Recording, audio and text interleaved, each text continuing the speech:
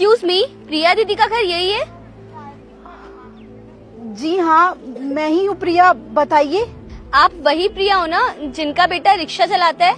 हाँ मैम साहब, मैं ही हूँ इनका बेटा जो रिक्शा चलाता हूँ। जी बताइए, आपको हमसे क्या काम है? अच्छा ठीक है, वो एक्चुअली यहाँ की जो नई डीएम साहिबा है ना, उन्होंने आप लोगों को उनके ऑफिस में बुलाया है। क्या डीएम मेम साहिबा ने हम लोगों को बुलाया है? क्या हो गया बेटवा, तू रिक्शा ठीक से तो चलाता है ना? किसी को ठोक वोक तो नहीं दिया? नहीं माँ, मैंने किसी को नहीं ठोका, मैं तो बहुत आराम से रिक्शा चलाता हूँ। और मैम साहब, हमारे से कोई गलती हुई है क्या जो डीएम मैडम ने हमें अपने यहाँ बुलाया है? देखिए, मुझे कोई आइडिया नहीं है कि मैम ने आपको क्यों बुलाया है। मुझे केवल ऑर्डर्स आए थे कि मैं आप लोगों को बता दूं कि आप दोनों को ना उनके ऑफिस में जाना है, तो आप लोग ना टाइम से पहुंच जाना। ठीक है मैडम, अगर उन्होंने बुलाया है ना तो हम कल आ जाएंगे, लेकिन हमारा विश्वास कीजिए, हमने ऐसे वैसे कुछ नहीं किया और ना ही तो हमारे बेटवे ने किसी को ठोका है। ये बहुत अच्छे से रिक्शा चलाता है। देखिए प्रिया जी, आपको कल नहीं आना है। मैम ना टाइम की बहुत पक्की है और उन्होंने मुझे ये कहा है कि मैं आप लोगों को अपने साथ ही लेकर आऊं, तो आप एक काम करिए, मेरे साथ ही चलिए अभी। ठीक है मेम साहब, हम कल आ जाएंगे डीएम साहिबा से मिलने के लिए, लेकिन हमने ना कोई गलती नहीं की है। ये भी रिक्शा बहुत अच्छे से चलाता है। नहीं, कल नहीं आना तुम लोगों को। डीएम मैम ने बोला है कि तुम लोगों को ना आज शाम को 5 बजे उनके ऑफिस में आना है, और वो ना टाइम की बहुत पक्की है, तो तुम लोग आने में 1 मिनट भी लेट मत करना, ठीक है? ठीक है मेम साहब, हम आ जाएंगे रिक्शा से। ओके, और ये मिठाई का डब्बा मैम ने दिया है आप लोगों के लिए। मैं चलती हूँ। ठीक है, मुझे तो समझ नहीं आ रहा है उन्होंने मिठाई का डब्बा क्यों भिजवाया है। पता नहीं माँ, अब तो जाके ही पता चलेगा। तू ना अपना काम कर ले अब। ठीक है बेटा।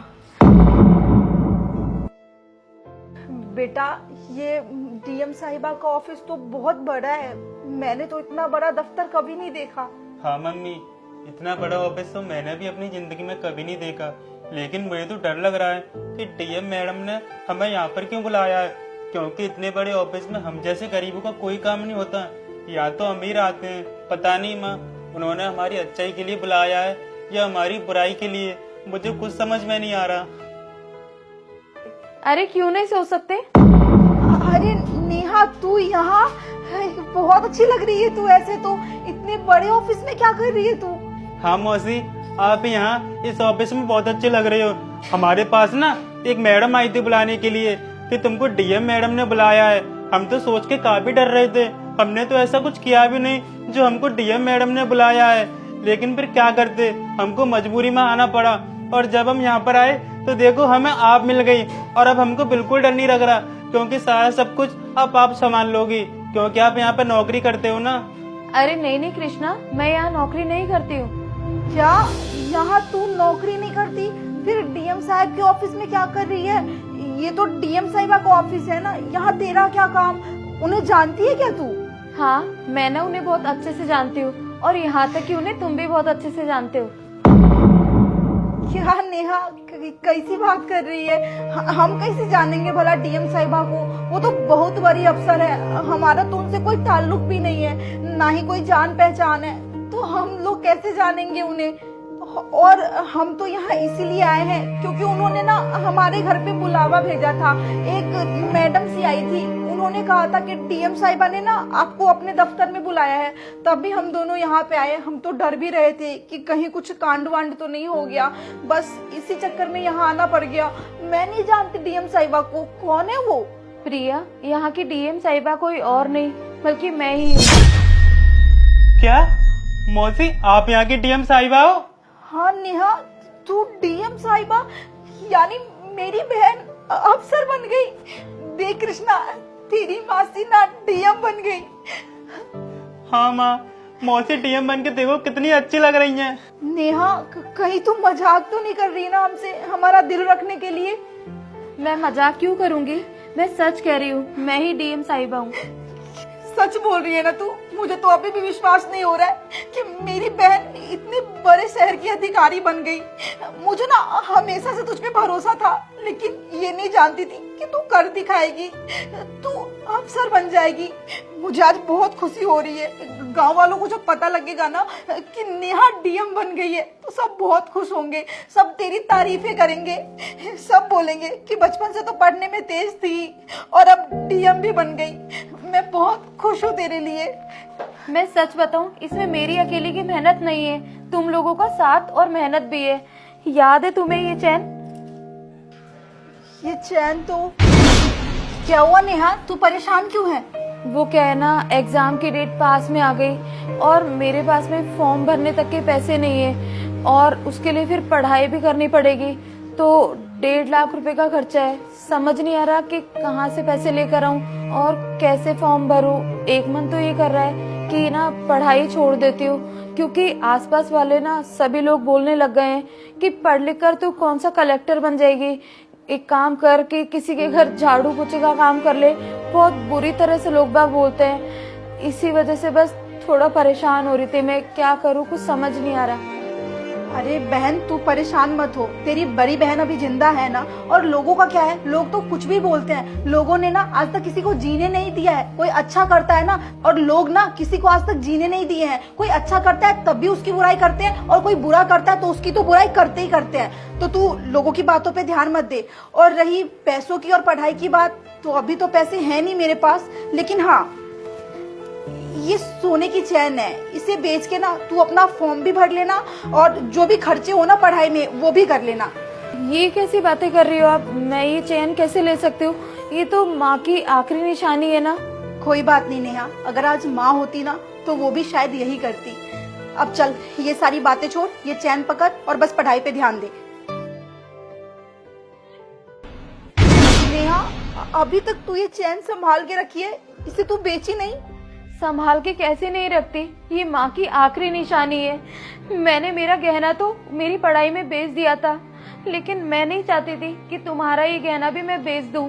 बस मैंने दिन रात मेहनत करके पढ़ाई की, और पता है मैंने ठान लिया था कि मैं एक दिन कुछ जरूर बनकर दिखाऊंगी। मैंने इस चैन को गिरवी रखा था, इससे पैसे उठा लिए थे, लेकिन जैसे ही मेरे पास में फर्स्ट सैलरी आई थी ना, तब मैंने तुम्हारी ये चैन छुड़वा ली थी। और आज बस ये चैन ही देने के लिए मैंने तुम्हें यहाँ बुलवाया है। और हाँ, मैंने ना दिन रात मेहनत करके ये मुकाम आज हासिल किया है। मैं सच बताऊं, कोई सगी बहन भी ना किसी के लिए इतना नहीं कर पाएगी जितना तुमने मेरे लिए किया है। मुझे नहीं समझ आ रहा कि मैं ये एहसान कैसे चुकाऊंगी, लेकिन बस मैं इतना ही बोलना चाहूंगी कि बहुत बहुत धन्यवाद। अब रोने की कोई जरूरत नहीं है, ये सोने की चैन, इसे संभाल कर रखना। आज मैं जिस पोजीशन पर हूँ ना, सबसे बड़ा हाथ तुम्हारा ही है। मैं तुम्हारा ये एहसान कभी नहीं चुका पाऊंगी।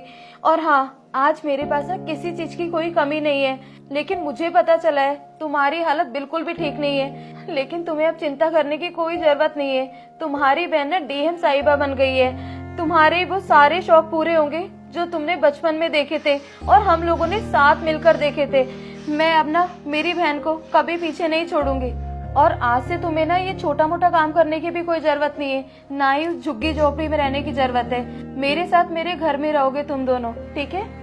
क्या तेरे साथ तेरे घर में? नहीं नेहा, हम लोग यहाँ कैसे रह सकते हैं? तू डीएम बन गई है, इतने बड़े दफ्तर में काम करती है, इतने बड़े घर में रहती है, हम लोग यहाँ रहेंगे तो अच्छा थोड़ी लगेगा।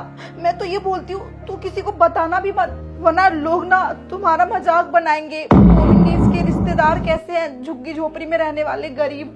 इसलिए मैं बोल रही हूँ। और हम ना अपने उस छोटे से घर में बहुत खुशी से रहते हैं, छोटा मोटा काम भी कर लेते हैं जिससे हमारा गुजारा चल सके।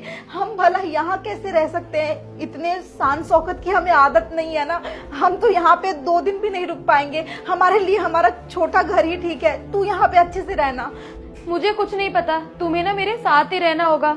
तुम्हें पता है तुमने मेरी कितनी बड़ी मदद करी है? अरे जिस टाइम पर मुझे मदद की सबसे ज्यादा जरूरत थी ना, सभी लोगों ने हाथ ऊपर कर दिए थे, बस तुम ही लोगों ने मेरा साथ दिया था। वो वक्त कैसे भूल सकती हूँ मैं? मुझे कुछ नहीं पता, तुम हमेशा मेरे साथ रहोगे।